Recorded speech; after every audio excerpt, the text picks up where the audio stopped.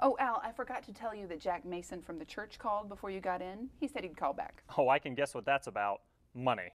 Al, don't be so negative. What do you want this time? My ATM card and PIN number? No, I think he wanted to talk to you about the Faith Promise program. Faith Promise? Never heard of it. Well, I hadn't either until recently, but Sarah Jane Shaw told us at the Women's Bible Study last week that her former church used the Faith Promise to pay for their missions programs. She said it was very successful. Oh yeah, if it was all that great, I would have heard about it. Well, I don't know about that, but Sarah Jane was sure sold on it. How's it work?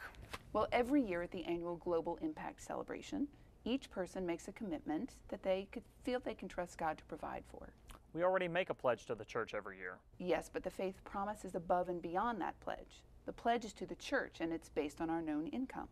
On the other hand, the Faith Promise is a commitment to God, and it's not necessarily based on our known or anticipated resources.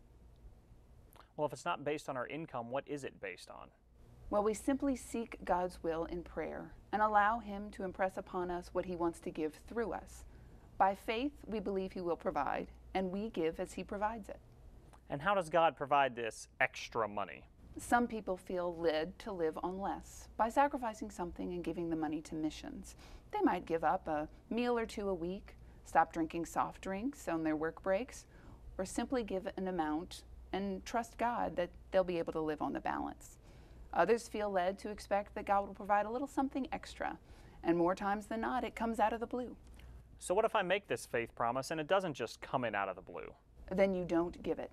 The commitment is between you and God. If He provides, then you have promised to give. If He doesn't provide, then you're under no obligation. Wait a minute, let me see if I've got this right. I make a commitment to support missions based on an amount that God impresses on me. This in no way impacts my pledge to the church, and so it will not impact the income to the church budget. And as God provides it, I give it. And if He doesn't provide, I don't have to give it. That's it. How are the Faith Promise calls going? Okay. I've contacted everyone on the list except one. I can't say I'm looking forward to that call. Al Steed, I presume?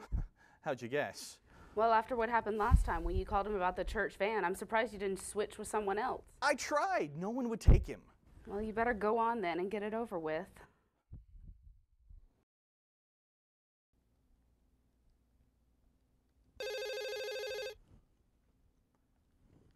Hello? Hi, Al. This is Jack Mason. I'm calling Oh, about... hey, Jack. Mary said you were going to call. I just want you to know that I'm behind this Faith Promise program 100%. Well, that's... I think it's a great way to fund our missions effort and something the Lord will really bless. Well, Mary and I have already been discussing what God may want us to provide, and we're looking forward to that Global Impact celebration. That's really... Jack, I want you to know that you can count on us.